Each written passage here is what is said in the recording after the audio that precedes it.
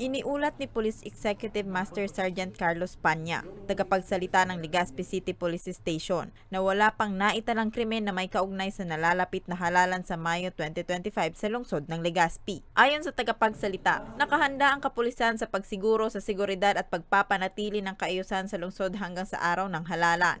So yung pagbaba ng mga voting counting machine, yung BCM natin, ay pagbabantay ng ating ng mga pulis. Kasi lahat na ng mga voting polling precincts na doon yung ating mga pulis. Naka-standby na sila, papantayanan nila yon hanggang po sa araw ng eleksyon.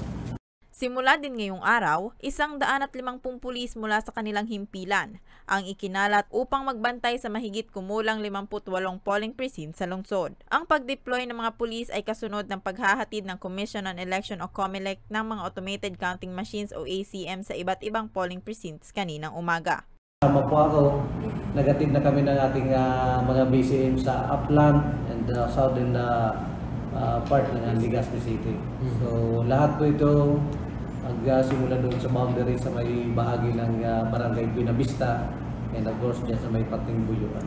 So lahat ng polling precinct natin ay nai-deliver na yung mga counting voting machine.